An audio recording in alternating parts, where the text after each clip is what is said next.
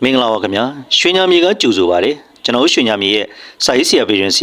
ဆရာငင်းမြင့်မာပြည်ရဲ့တဏိတာကံမြင့်ရရာကံမြင့်ဟောစတန်များကိုနားထောင်မှတ်သားလှုပ်ဆောင်တဲ့အတွက်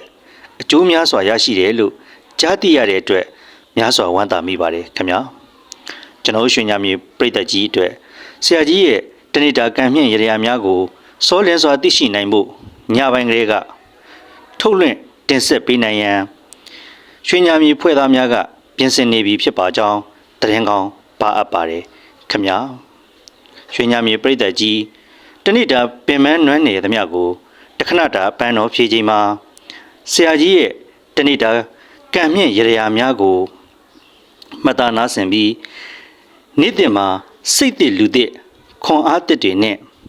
လုပ်ငန်းဆောင်တာများအဆင်ပြေပြီးစီစဉ်ရတနာများတိုးပွားပါစီကြောင်းစုမွန်ကောင်းတောင်းအပ်ပါတယ်ခင်ဗျာ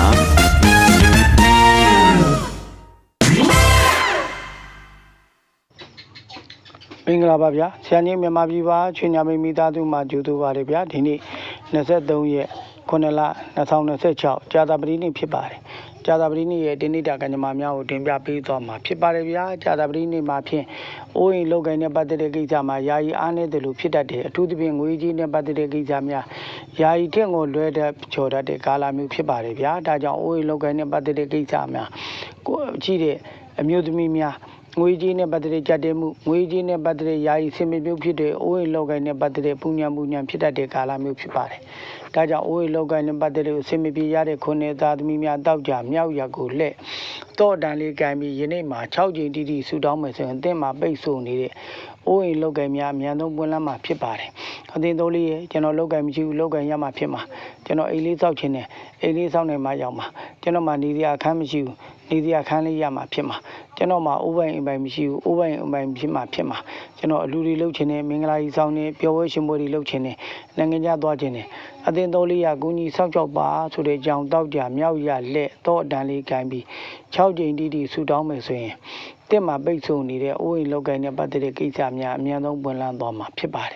်ဒါကြောင့်လောက်ကိုင်းစင်မပြေဘူးရောင်းဝယ်စင်မပြေဘူးအိုးအိမ်လောက်ကိုင်းနဲ့ပတ်သက်တဲ့တောကကြုံနဲ့ခုနှစ်သားသမီးအားလုံးဟာတောက်ကြမြောက်ရကိုလက်တော့တန်လေးကိုင်းပြီး6ကြိမ်တိတိဆူတောင်းမယ်ဆိုရင်တက်မှာပိတ်ဆို့နေတော့အိုးအိမ်လောက်ကိုင်းများအများဆုံးပွင့်လန်းသွားမှာဖြစ်ပါတယ်ဗျာမန်နီငွေကြီးနဲ့ပတ်သက်တဲ့ကံလေးတွေပိတ်နေတယ်အပေးစရာရှိတာပေးနိုင်မယ်ရစရာရှိတာရမယ်ဒါပေမဲ့ယာယီထင့်ကိုလွှဲချော်နေတတ်တဲ့ကာလမျိုးတွေဖြစ်ပါတယ်ဒါကြောင့်ငွေကြီးနဲ့ပတ်သက်တဲ့ယာယီထင့်ကိုလွှဲချော်နေတတ်တဲ့ခုနှစ်သားသမီးများအိုးအိမ်လောက်ကိုင်းနဲ့ပတ်သက်တဲ့အစင်မပြေကြတဲ့ခုနှစ်သားသမီးများတောက်ကြမြောက်ရကိုလက်တော့တန်လေးကိုင်းပြီး6ကြိမ်တိတိဆူတောင်းမယ်ဆိုရင်သင်တို့မှာပိတ်ဆို့နေတဲ့အိုးအိမ်လောက်ကိုင်းများလည်းအများဆုံးပွင့်လန်းသွားမှာဖြစ်ပါတယ်ဗျာသင်တို့တန်လေးကျွန်တော်မှာငွေကြီးနဲ့ပတ်သက်တဲ့ကံလေးတွေပိတ်နေတယ်ကျွန်တော်ပေးစရာဘလောက်ကျွန်တော်ရစရာဘလောက်ကျွန်တော်ပေးစရာရစရာတွေနဲ့ပတ်သက်တဲ့ကိစ္စတွေကျွန်တော်မှာယာယီရက်တန့်နေတယ်ဒါကြောင့်ပေးစရာရှိတာတွေပေးနေအောင်ရစရာရှိတာတွေရအောင်ကျွန်တော်လူကျင်တာလေးရအောင်အသင်းတော်တန်လေးကကူညီဆောက်ရှောက်ပါဆိုတဲ့အကြောင်းတောက်ကြမြောက်ရလှဲ့တော့တန်လေးကိုင်းပြီးဆူတောင်းမယ်ဆိုရင်အိုးရီလောက်ကိုင်းများပွင့်လန်းခြင်းငွေကြီးနဲ့ပတ်သက်တဲ့ပေးစရာရစရာလူကျင်တာများပွင့်လန်းခြင်းများအများဆုံးရရှိသွားမှာဖြစ်ပါတယ်ဗျာအဒါကြောင့်တောက်ကြမြောက်ရကိုလှဲ့တော့တန်လေးကိုင်းဆူတောင်းမယ်ဆိုရင်တော့ဆူတောင်းပြီးတဲ့အချိန်9နာရီရေအားဖြင့်ပြောရင်4လောက်တင်တက်မှာပိတ်ဆို့နေတော့အိုးရီလောက်ကိုင်းများငွေကြီးနဲ့ပတ်သက်တဲ့ကိစ္စများအများဆုံးပွင့်လန်းပြီဖြစ်ပါကြောင်းလေးစားသာတင်ပြပေးလိုက်ပါတယ်ဗျာစိတ်တည်ညစ်နေလားစိတ်ထဲမှာလူဆန္ဒမပြေဘူးလားတခုအောင်နောက်နေလားအယောက်ဝယ်တွေမှာဈေးဦးမပေါက်ဘူးလားခင်ဗျလုပ်ငန်းတွေရပ်တန့်နေသလားတခုခုစိတ်ထဲမှာလူဆန္ဒမပြေသလိုဖြစ်နေတယ်ဆိုရင်မိမိတို့အိမ်မှာရှိတဲ့တွပြတန်ပြတန်နဲ့ပတ်သက်တဲ့အပြတွန်းနဲ့ပတ်သက်တဲ့အတွပြလေးတွေကိုင်းတောက်ကြမြောက်ရကိုလှည့်ပြီးမှမိမိအလိုဆန္ဒရှိတဲ့8ကြိမ်တိတိဆူတောင်းမယ်ဆိုရင်တော့အသင်းမှာပိတ်ဆို့နေတဲ့စိတ်ချမ်းသာပျော်ရွှင်မှုများအများဆုံးရရှိသွားမှာဖြစ်ပါတယ်ဒါကြောင့်တောက်ကြမြောက်ရကိုလက်တော့ပြတံပြားလေးကိုကိုင်းတောက်ကြမြောက်ရကိုလက်ပြီးမကြခဏဆူတောင်းမယ်ဆိုရင်တော့သင်ရဲ့စိတ်ချမ်းသာပျော်ရွှင်မှုများအများဆုံးရရှိသွားမှာဖြစ်ပါတယ်ဗျာကိုနေနည်းနဲ့ဆက်သက်တဲ့လူယောက်ျားကိုရင်ကိုရမကပ်ဘူးလားကိုလိုကိုမလုပ်ဘူးလားနော်အလူတွေမင်္ဂလာတွေလှုပ်ချင်တာလားအလူတွေမင်္ဂလာတွေမှာရွှေတယ်လဲငွေတယ်လဲနဲ့နေခြင်းနဲ့ဆိုရင်တော့တင်းနေလားအရှိရကိုလက်အာလူလေးကိုင်းပြီးတော့ဆူတောင်းမယ်ဆိုရင်တော့သင်တို့မှာပိတ်ဆို့နေတဲ့လူယောက်ျားမင်္ဂလာသင်းရွှေကိစ္စများအဆင်ပြေမှာဖြစ်ပါတယ် ဒါ ဒါကြောင့်ရွှေတွေပေါင်းထားတယ်လူယောက်ျားတွေပြောစကားဆိုစကားနားမထောင်ဘူးအလူမင်္ဂလာဒီမှာအေးချမ်းချမ်းလုပ်ခြင်းနဲ့ဆိုရင်တော့ဒီနေ့လာအရှိရက်ကိုလှည့်အာလူလေးကင်ပြီး6ချိန်တိတိဆူတောင်းမယ်ဆိုရင်တော့လူယောက်ျားမင်္ဂလာသင်းရွှေကိစ္စများအစဉ်ပြေးသွားမှာဖြစ်ပါတယ်ဗျာအပညာရေးနဲ့ပတ်သက်တဲ့ပွင့်လန်းတဲ့ကာလတွေဖြစ်ပါတယ်ဇာတာပတိနောက်ရက်ကိုလည်းအာလူလေးကင်ပြီးမှ6ချိန်တိတိဆူတောင်းမယ်ဆိုပညာနဲ့ပတ်သက်တဲ့ပွင့်လန်းခြင်းငွေကြေးနဲ့ပတ်သက်တဲ့ကံပွင့်လန်းခြင်းမင်းနဲ့ပတ်သက်တဲ့ကံပွင့်လန်းခြင်းမြေယာနဲ့ပတ်သက်တဲ့ကံပွင့်လန်းခြင်းများကြုံတွေ့ရမှာဖြစ်ပါတယ်ဒါကြောင့်ဇာတာပတိနောက်ရက်ကိုလည်းအာလူလေးကင်ပြီး6ချိန်တိတိဆူတောင်းမယ်ဆိုရင်တော့ပညာရေးနဲ့ပတ်သက်တဲ့ကိစ္စများအများဆုံးပွင့်လန်းသွားမှာဖြစ်ပါတယ်သွားတော်ကြီးများနေကိမိပြောသောစကားများအောင်မြင်ကြောကြားခြင်းတော့ဒီနေ့လာအရှိရက်ကိုလည်းအာလူလေးကင်ပြီးတော့6ချိန်တိတိဆူတောင်းမယ်ဆိုရင်တော့သွားတော်ကြီးများအနေကိမိပြောသောစကားများအောင်မြင်ကြောကြားသွားမှာဖြစ်ပါတယ်ဗျာကိုရင်ကိုရာကိုမိသားစုမှာကိုလို့နေတဲ့လုံကမှာသဘာဝဖြစ်တဲ့ရေပြီးလေပြီးတွေကြောက်တယ်လားနော်လူလို့တဲ့စမရည်တွေရေရာတွေကြောက်လားမင်းရဲ့လောဘဒေါသကြောင့်ဖားနေစီတဲ့ချုပ်တဲ့နောင်နဲ့ပြဿနာရှာတာကြောက်နေတော့ဇာတာပတိနောက်ရလဲရေလေးတောက်ပြီးမှ18ချိန်တိတိဆူတောင်းမယ်ဆိုရင်တော့ရေပြီးလေပြီးတွေဝေးမယ်လူလို့တဲ့စမရည်ရေရာတွေဝေးမယ်မင်းရဲ့လောဘဒေါသကြောင့်ဖားနေစီတဲ့ချုပ်တဲ့နောင်နဲ့ပြဿနာရှာတာများဝေးကွာသွားမှာဖြစ်ပါတယ်ဗျာအထီးကလေးတွေစားနေလူရလဲဇာတာပတိနောက်ရလဲရေလေးတောက်ပြီးမှအတင်းရေလေးရဲ့ကျွန်တော်နိုင်ငံမှာလည်းတဲ့အောင်မလေးတီတခြားနိုင်ငံမှာရှိတဲ့ထိုင်းဒီမလေးရှားတွေစင်ကာပူဒီကမ္ဘာနိုင်ငံအသီးသီးဒီကန်လေးတွေကျွန်တော်စားမယ်စားတဲ့အခါမှာ1တို့5တို့3တို့ပါတဲ့အခုလေးတွေကန်စားတော့မယ်ကန်စားတဲ့ကိစ္စလေးတွေဆင်ပြေခြင်းနဲ့အဆင်ပြေတဲ့နိုင်တဲ့ခွန်လန်းနေပေါ်ကိုကြီးစောက်ရှောက်ပါဆိုတဲ့အကြောင်းလေးစားစားနဲ့ဇာတာပတိနောက်ရလဲရေလေးတောက်ပြီးမှတင်ကားသုံးပါတဲ့အခွေလေးတွေခွေမယ်ဆိုရင်တော့တင်းတော့မှပိတ်ဆို့နေတဲ့ထီကံများအများဆုံးပွင့်လန်းသွားမှာဖြစ်ပါတယ်ဗျာအကြောင်းတစ်ခုယင်းနေ့မှသွားမယ်လာမယ်လုံးမယ်ကိုင်းမယ်ဆိုရင်တော့ဇာတာပတိနောက်ရက်ကိုလှည့်ပြီးဆူတောင်းပြီးတော့သွားမယ်လာမယ်ဆိုရင်သွားတယ်လာတဲ့ကိစ္စမှာချစ်မှုရရနဲ့ပတ်သက်လို့အစဉ်ပြေခြင်းငွေကြီးနဲ့ပတ်သက်တဲ့ကံပွင့်ခြင်းနော်အန်ဒီပြီးမဲ့လူများဝုကခြင်းများကြုံတွေ့ရမှာဖြစ်ပါတယ်ဒါကြောင့်ခုနှစ်အသားသမီးများသွားမယ်လာမယ်လုံးမယ်ကိုင်းမယ်ဆိုရင်တော့ဇာတာပတိအနောက်ရနေဝင်တဲ့အရက်ကိုလှည့်ပြီးမှဆူတောင်းပြီးသွားမယ်လာမယ်ဆိုရင်တော့အန်ဒီအများကင်းဝေးပြီးတော့ငွေကြီးကံချစ်မှုရရနဲ့ပတ်သက်တဲ့ကံများအမြန်ဆုံးပွင့်လန်းသွားမှာဖြစ်ပါတယ်ဗျာအားကြမကြီးချင်းနေရတော့ဝင်းပြဝင်းရွှဲနဲ့ပတ်သက်တဲ့ယောဂလေးတွေဖြစ်တတ်တယ်လေးလံထိုင်မဲမှုကိုဖြစ်ပေါ်စေသော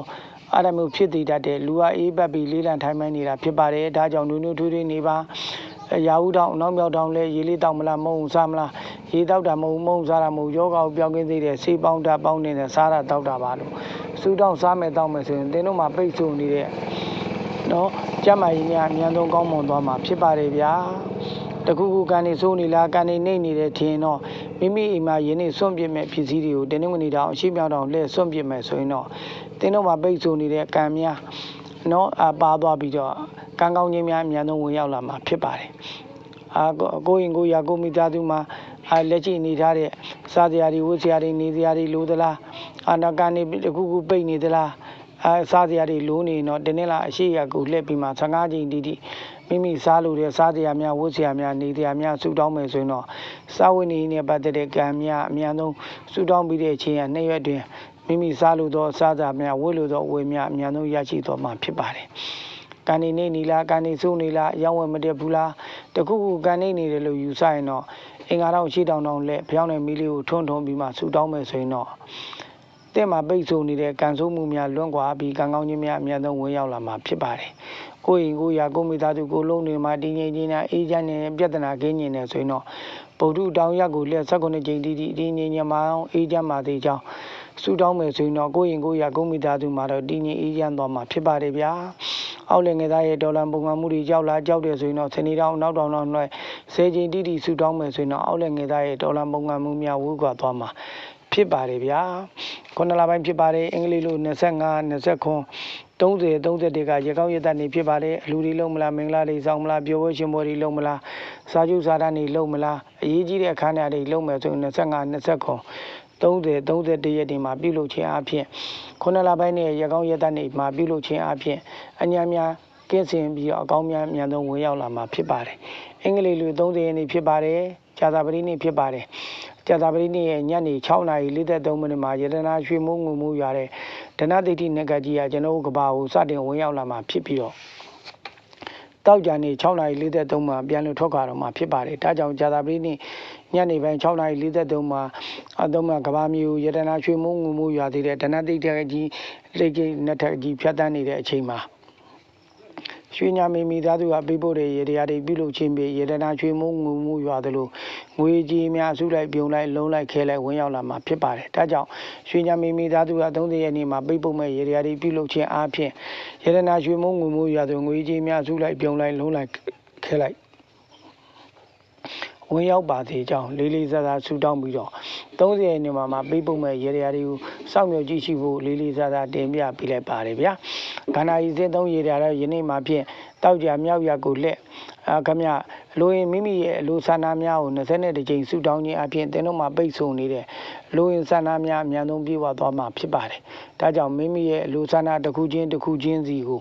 တောက်ကြမြောက်ရကိုလက်20ကြိမ်တိတိဆူတောင်းခြင်းဖြင့်မိမိရဲ့လူဆန္ဒများအများဆုံးပြေဝမည်ဖြစ်ပါကြောင်းလေးလေးစားစားတင်ပြပေးလိုက်ပါတယ်ဗျာငွေကြီးနဲ့ပတ်သက်တဲ့ကံလေးတွေပိတ်နေတယ်ပေးစရာတွေရှိတယ်ရစရာတွေရှိတယ်လူချင်းနဲ့အကျွေးတွေလည်းပေးစရာရှိတယ်ဆိုတဲ့ပုံကူများတောက်ကြမြောက်ရကိုလက်တော့တန်လေးကိုင်6ကြိမ်တိတိဆူတောင်းခြင်းဖြင့်ပေးစရာရှိသောကိစ္စများရစရာရှိသောကိစ္စများလူချင်းသောကိစ္စများအမြန်ဆုံးရရှိသွားမှာဖြစ်ပါတယ်ဗျာစိတ်ထဲမှာကံနေမကောင်းမှုတခုကိုကံဆုံးနေတယ်ကနေနေတယ်တခုခုအစင်မပြေဘူးဆိုတော့အင်္ဂါတော်ရှိတောင်လဲဖျောင်းနိုင်မီလေးကိုထွန်းပြီးမှမကြာခဏဆူတောင်းမယ်ဆိုရင်တင်းတို့မှာပိတ်ဆို့နေတဲ့ခမကံများအမြန်ဆုံးပွင့်လန်းပြီးတော့တကူများတက်လာပြီးအလိုဆန္ဒများအမြန်ဆုံးပြည့်ဝမည်ဖြစ်ပါကြောင်းလေးလေးစားစားတင်ပြပေးလိုက်ပါတယ်ဗျာကျွန်တော်တို့ရွှေညာမီမိသားစုကတော့လူကြီးတဲ့လက်နဲ့မကွာတော့လူဒါနများတောက်ချောက်ပြုလုပ်နေတာဖြစ်ပါတယ်ကျွန်တော်တို့15ရက်နေ့မှာစွန့်ကြိုင်များအင်္ဂလိပ်လို20ရက်နေ့များစွန့်ကြိုင်များကျွန်တော်ဇက်တိုက်လူဒန်းနေတာဖြစ်ပါတယ်22ရက်နေ့လေဆွမ်းကြိုင်များလူဒန်းတုံနဲ့23နေ့ကဒီချိန်မှာဘေးဘေးဝူဝါနော်အာလူကျော်များနော်အာလူကျော်တဲ့ရောင်းလို့ဟိုပါပေါ့ဘေးရကျော်များလူဒန်းနေတာဖြစ်ပါတယ်ဘေးရဝေးရောင်လို့ဘေးရကျော်များလူဒန်းနေတာဖြစ်ပါတယ်18နေ့ရတော့ကြာတန်ကျော်များလူဒန်းနေတာဖြစ်ပါတယ်ဒါကြောင့်ကျွန်တော်တို့ဒီဆွမ်းကြိုင်22ရက်နေ့နဲ့ယနေ့ဘုရားကျော်တွေလူတန်းပေးတဲ့ကြောက်ပလောင်မှာရှိတဲ့ကိုမမများမိသားစုများလက်ရှိနေထားတဲ့အိုးရင်လောကများပွင့်လန်းပါသည်ငွေကြီးများစုလိုက်ပြုံလိုက်လုံးလိုက်ခဲလိုက်ပေးပြီးအယောင်းဝယ်များအများဆုံးအယောင်းဝယ်သွားပါသည်မိမိတွေအိုးရင်လောကနဲ့ပတ်သက်တဲ့ကိစ္စများအများဆုံးပွင့်လန်းပါသည်အကျွေးတွေရှိပါကအကျွေးတွေအများဆုံးပြီးပါသည်ချစ်မှုရည်ရည်နဲ့ပတ်သက်လို့အစင်ပြေကချစ်မှုရည်ရည်များအများဆုံးဆင်ပြေပါသည်ကြောင့်ရွှေညာမိသားစုကိုစားဆရာကြီးမြန်မာပြည်မှာလေးလေးစားစားဆူတောင်းမြတ်တာပို့လိုက်ပါတယ်ဗျာ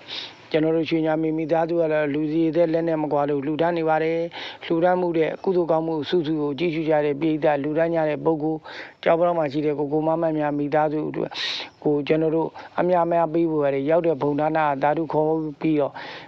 ရွှေညာမိသားစုကြည့်ရှုကြတဲ့ပြည်သက်လူတန်းကြတဲ့ပုဂ္ဂိုလ်ယနေ့လူတန်းနဲ့ကြောက်ပတော့မှရှိတဲ့ကိုမမများမိသားစုအားလုံးတို့သည်နဲ့မိအောင်ဖောင်းဘုံပေါင်းနဲ့ခြေတော်ခြေတောင်းမျိုးတော်ပေါင်းနဲ့ဝိဇ္ဇာခြေတောင်းဆရာပေါင်းနဲ့တောတော်မှာတဘုံမှာရှိတဲ့ဝိနည်းတတ္တဝါပေါင်းတို့သည်ရွှေညာမိသားစုကပြုလုပ်တဲ့ကုသိုလ်ကောင်းမှုတွေအမြဝေတဲ့ခါမှာတာရုတွေခေါ်ခွင့်ရပြီးလက်ရှိနေထားတဲ့မြင်တော်မြတ်သော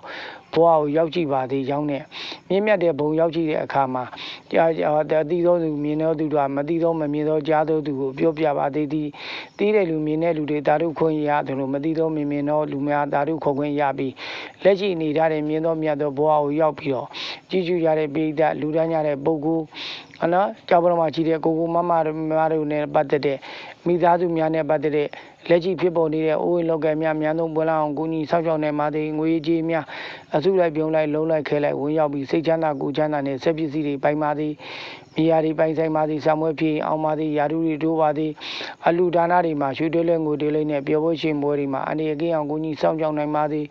သွားတော်ခီးများအနေအကင်းမိပြောသောစကားများအောင်မြင်ကြောကြောင်းကိုကြီးစောင့်ကြောက်နိုင်ပါသည်ကိုရင်ကိုရာကိုမိတ္တမတဘာဝဖြစ်တဲ့ရေပေးလေးပေးဝေးအောင်ကိုကြီးစောင့်ကြောက်နိုင်ပါသည်လူလုံးတဲ့စစ်မရေရာတွေဝေးအောင်ကိုကြီးစောင့်ကြောက်နိုင်ပါသည်မင်းရဲ့လောဘဒေါသကြောင့်ဖမ်းနေစီးတဲ့ချုပ်တဲ့နှောင်းတဲ့ပြဿနာရှာမှုများဝေးကွာရုံမကတနေ့တနေ့တရက်ကိုရင်ကိုရာကိုမိသားစုကိုလုံးနေတဲ့လုံမမှာဖြင့်တဏှာကြီးတဲ့တဏှာကြီးပုံမတိုးတက်ပြီးလူရနိုင်တဲ့သူတော်များဖြစ်ကြပါသေးကြောင်းရွှေညာမိသားစုကိုစားဆရာကြီးမြန်မာပြည်မှာ23ရက်9လ2026ကြာသပတေးနေ့ရဲ့တနေ့တာကညမများကိုတင်ပြပေးလိုက်ပါတယ်ဗျာအားလုံးကိုကျေးဇူးတင်ပါတယ်ဆရာကြီးမြန်မာပြည်ပါဗျာご覧いただきありがとうございます。Thank you very much.